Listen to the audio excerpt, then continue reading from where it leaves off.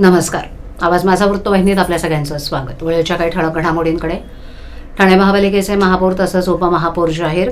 जिल्हाधिकारी कार्यालयात उपमुख्यमंत्री अजित पवार यांना वाहिली श्रद्धांजली आणि किमान 2 वर्ष महापौरपद देण्यासाठी भाजपाची मागणी.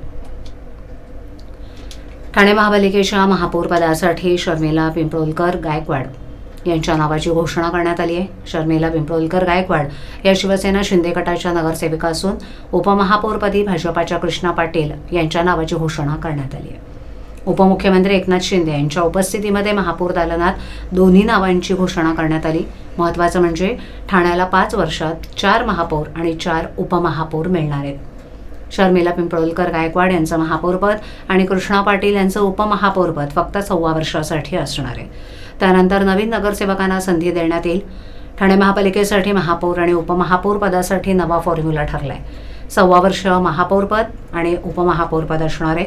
त्यामुळे पुढील 5 वर्षात ठाणेकरांना 4 महापौर आणि 4 उपमहापौर मिळणार आहेत. महापौर पदासाठी अनेक नगरसेवक इच्छुक आहेत. त्यामुळे नाराजी दूर करण्यासाठी एकनाथ शिंदेंनी महापौर पदासाठी नवा फॉर्म्युला ठरवल्याची माहिती सूत्रांनी दिली. राज्याचे दिवंगत उपमुख्यमंत्री अजित पवार यांच्या निधनाबद्दल जिल्हाधिकारी कार्यालय आणि महाराष्ट्र राज्य राजपत्रित अधिकारी महासंघाच्या ठाणे जिल्हा समन्वय समिती यांच्या संयुक्त विद्यमानं येथील अधिकारी कर्मचाऱ्यांच्या वतीनं जिल्हाधिकारी कार्यालयाच्या समिती सभागृहात आयोजित शोकसभेत त्यांना श्रद्धांजली वाहण्यात आली. उपमुख्यमंत्री अजित पवार यांनी आपल्या सेवा काळात नेहमी प्रामाणिकपणे, निष्ठेने आणि कर्तव्य भावनेनं शासकीय कर्तव्य पार पडलं. त्यांच्या निधनानं राज्य शासनानं एक कर्तव्यदक्ष, शिस्तबद्ध आणि वक्तशीर नेतृत्व गमावलंय, अशी भावना जिल्हाधिकारी डॉक्टर श्रीकृष्ण पांचाळ यांनी उपस्थितांच्या वतीनं व्यक्त केली. याप्रसंगी निवासी उपजिल्हाधिकारी डॉक्टर संदीप माने, उपजिल्हा निवडणूक अधिकारी वैशाली माने, उपजिल्हाधिकारी शशिकांत गायकवाड, उपजिल्हाधिकारी पुनर्वसन सर्जेराव मस्के पाटील, प्रांताधिकारी उर्मिला पाटील, जिल्हा नियोजन अधिकारी वैभव कुलकर्णी, सहाय्यक जिल्हा नियोजन अधिकारी मनोज सयाजीराव, जिल्हा माहिती अधिकारी मनोज सुमन शिवाजी सानप, जिल्हा हिवताप नियंत्रण अधिकारी डॉक्टर संतोषी शिंदे, तहसीलदार सचिन चौधर, रेवण लेंभे, उमेश पाटील, राज्य उत्पादन शुल्क निरीक्षक आनंद पाटील यांच्यासह अनेक अधिकारी कर्मचाऱ्यांनी दिवंगत अजित पवार यांच्या प्रतिमेला पुष्पहार अर्पण करून आदरांजली वाहिली. यावेळेला दिवंगत उपमुख्यमंत्री अजित पवार यांच्या कुटुंबियांप्रती सहवेदना व्यक्त करण्यात येऊन त्यांना हे दुःख सहन करण्याचं बळ लाभो अशी प्रार्थना करण्यात आली. यावेळेला जिल्हाधिकारी कार्यालयातील मोठ्या संख्येनं उपस्थित असलेल्या अधिकारी कर्मचाऱ्यांनी 2 मिनिटं मौन पाळून दिवंगत अजित पवार यांच्या प्रतिमेला पुष्पहार अर्पण करून श्रद्धांजली वाहिली. ठाणे महापालिका निवडणूक युतीत लढवणाऱ्या शिवसेना आणि भाजपानं महापौर, उपमहापौर पदाचे अर्ज दाखल केले. निवडणूक झाल्यावर किमान 2 वर्ष महापौर पद द्या अशी मागणी करत भाजपानं दबाव तंत्र सुरू केलं होतं. शिंदेंच्या शिवसेनेनं दबाव झुगारत उपमहापौर पदावर भाजपाची बोलवण केली आहे. भाजपाच्या नेत्यांनी विरोधी पक्षात बसण्याचा आग्रह वरिष्ठ नेत्यांकडे धरला, पण त्यांनी मुंबई कल्याण डोंबिवली पालिकेतील राजकीय गणित मांडत स्थानिक नेत्यांचा प्रस्ताव झुगारून लावलाय. 5 वर्षातील पहिलं आणि शेवटचं 1.25 वर्ष उपमहापौर पद, 3 प्रभाग समित्या आणि 2 विशेष समित्या 5 वर्ष देण्याची तयारी शिंदे सेनेनं दाखवली होती. भाजपा नेत्यांनी त्याहून अधिकची पदं देण्याची मागणी केली होती. 5 वर्षातील पहिलं आणि शेवटचं 1.25 वर्ष उपमहापौर पद, 3 प्रभाग समित्या आणि 2 विशेष समित्या 5 वर्ष देण्यासह भाजपानंही स्थायी समिती आणि परिवहन समिती सभापतीपद 1-1 वर्ष देण्याचा प्रस्ताव मांडला होता. परंतु शिंदे सेनेनं स्थायी समिती आणि परिवहन समिती सभापतीपद देण्याची अद्याप तयारी दाखवलेली नाही. तुर्तास भाजपाला केवळ उपमहापौर पद देऊ केल्यानं भाजपामधील एक मोठा गट नाराज आहे. सत्तेतील सहभागात अपेक्षित पदं मिळत नसल्यानं विरोधी पक्षात बसण्याचा आग्रह भाजपाच्या नाराज नेत्यांनी वरिष्ठ नेत्यांकडे धरला. परंतु या नेत्यांनी मुंबई कल्याण डोंबिवली पालिकेतील राजकीय गणित मांडत स्थानिक नेत्यांचा प्रस्ताव झुगारून लावलाय. RTE प्रक्रियेला 9 जानेवारीपासून सुरुवात झाली असून पहिल्या टप्प्यात शाळांची नोंदणी आणि पडताळणी पार पडली.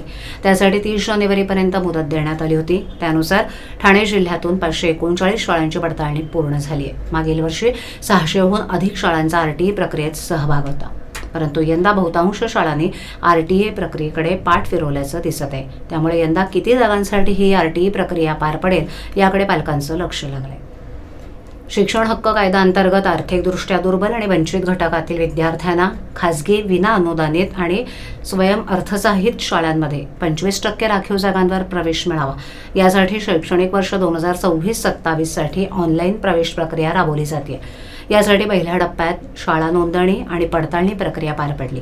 शाळा नोंदणीसाठी सुरुवातीला 19 जानेवारीपर्यंत मुदत देण्यात आली होती, परंतु शाळा नोंदणी आणि शाळा पडताळणीचं काम पूर्ण झालं नसल्यामुळे या प्रक्रियेसाठी 2 वेळा मुदतवाढ देण्यात आली। त्यानुसार 30 जानेवारीपर्यंत ही प्रक्रिया पूर्ण करायची होती। ठाणे जिल्ह्यात मागील वर्षी 600हून अधिक शाळा आरटीई प्रवेश प्रक्रियेत सहभागी झाल्या होत्या, परंतु यंदा शाळांचा आरटीई प्रवेश प्रक्रियेसाठी अल्प प्रतिसाद मिळत असल्याचं दिसून आलंय। यंदा आरटीई प्रक्रियेसाठी 601 शाळांचे अर्ज दाखल झाले होते, त्यापैकी केवळ 539 शाळांची पडताळणी पूर्ण झाली असल्याची माहिती जिल्हा शिक्षण विभागाकडून देण्यात आली आहे। लग्नाला 8 वर्ष उलटूनही मूलबाळ नसल्यानं अवघ्या 3 महिन्याच्या बाळाचं अपहरण करणाऱ्या दाम्पत्याला मुंब्रा पोलिसांनी अटक केली आहे। तब्बल 1,500हून अधिक सीसीटीव्हीची पडताळणी करत पोलिसांनी मोहम्मद मुजीब गुलाब आणि खैरुनिसा या दाम्पत्याला 6 दिवसांनी अकोला जिल्ह्यातील खेटरी गावातून अटक केली आहे। एक महिला तिच्या 2 मुलींना घेऊन 22 जानेवारीला मुंब्रा खाडी मशीनकडे जाणारा रस्ता ओलांडत होती। तिची मोठी मुलगी रडत होती, त्यावेळेला खैरुनिसा या अनोळखी महिलेनं बाळाला माझ्याकडे द्या, मी समोरच जात असल्याचं सांगितलं। आईनं विश्वासानं मुलीला सोपवल्यावर ती तिथून पसार झाली। त्यानंतर आईनं मुंब्रा पोलिसात अपहरणाचा गुन्हा नोंदवला। मुंब्रा पोलिसांनी 4 पथकांद्वारे परिसरातील सीसीटीव्ही कॅमेरे तपासले। बुरखाधारी महिला रिक्षात बसून मुंब्रा रेल्वे स्थानकापर्यंत गेल्याचंही आढळलं।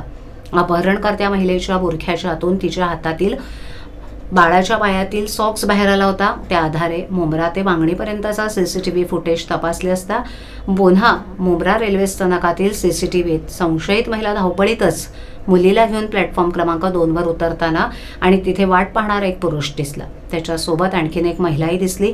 ती रेल्वे स्थानकातून बाहेर येत आई नाव लिहिलेल्या रिक्षेत बसली। या रिक्षा चालकाचा शोध घेतल्यानंतर अपहरणाचा छडा लागला। दाम्पत्याच्या ताब्यातून बाळाची सुखरूप सुटका करून पालकांच्या ताब्यात दिल्याची माहिती ठाण्याचे पोलीस आयुक्त आशुतोष जुमरे यांनी दिली। यावेळेला पोलीस सहआयुक्त डॉक्टर ज्ञानेश्वर चव्हाण, अतिरिक्त पोलीस आयुक्त विनायक देशमुख, ठाणे परिमंडळ 1 चे उपायुक्त सुभाष बोरसे, कळवा विभागाच्या सहाय्यक पोलीस आयुक्त प्रिया डमाळे आणि मुंब्रा पोलीस ठाण्याचे वरिष्ठ पोलीस निरीक्षक अनिल शिंदे इत्यादींचं पथकही उपस्थित होतं। त्यानंतर हे लहान बाळ आणि त्याचबरोबर हे दोघेही नवरा बायको आरोपी यांना आपण ताब्यामध्ये घेतलेलं आहे। केवळ 6 दिवसामध्ये 3 महिन्याचं लहान बाळ हे आपण सुखरूपपणे आणू शकलेलो आहे। मुंब्रा पोलिसांनी ही अतिशय उत्तम कामगिरी केलेली आहे, त्यामुळे मुंब्रा पोलिसांचं या निमित्तानं मी अभिनंदन करतो। अपहरणाचं कारण असं होतं की लग्न होऊन जवळजवळ 8-9 वर्ष झाली, परंतु मूल होत नव्हतं आणि युट्यूबवर कुठेतरी तिला असं कळालं होतं, म्हणजे खैरुनिसा आरोपी जे आहे खैरुनिसा मुजीब मोहम्मद, खैरुनिसाला असं कुठेतरी सांगितलं होतं आणि युट्यूबवरून तिला असं केलं होतं की मुंब्रा भागामध्ये म्हणे नवजात अर्भकाशी सोडून दिली जातात किंवा रस्त्याच्या कडेला टाकली जातात, तुला काहीतरी त्याच्यामध्ये नक्की मिळेल असं त्यांना वाटलं। म्हणून बहिणीला देखील यावेळी न सांगता, यापूर्वी 2 वेळेला ती मुंब्रा लिहून गेली होती, पण तिला असं काही सापडलं नव्हतं, परंतु यावेळी तिला तो हे मिळाला आणि त्यानंतर त्या बालकाला तिने उचललं होतं। ठाणे जिल्ह्यातील मुंबई नाशिक महामार्ग सोनाळे गावाच्या हद्दीत HP पेट्रोल पंपाजवळ परराज्यातील मद्याची वाहतूक करणाऱ्या वाहनावर 27 जानेवारी रोजी कारवाई करण्यात आली। या कारवाईत गोवा राज्यात निर्मित, महाराष्ट्र राज्यात विक्रीस बंद असलेल्या royal blue malt whisky brand मद्याचे 1400 बॉक्स अर्थात 180 मिलीलिटर क्षमतेच्या 67,000च्या 200 बाटल्या दारूबंदी कायद्याअंतर्गत जप्त करण्यात आल्या। तसंच आयशर कंपनीच्या MS04LY 4133 क्रमांक असलेल्या 6 चाकी वाहनासह एक मोबाईल फोन असा एकूण 1,72,94,000 रुपये किमतीचा मुद्देमाल जप्त करण्यात आलाय।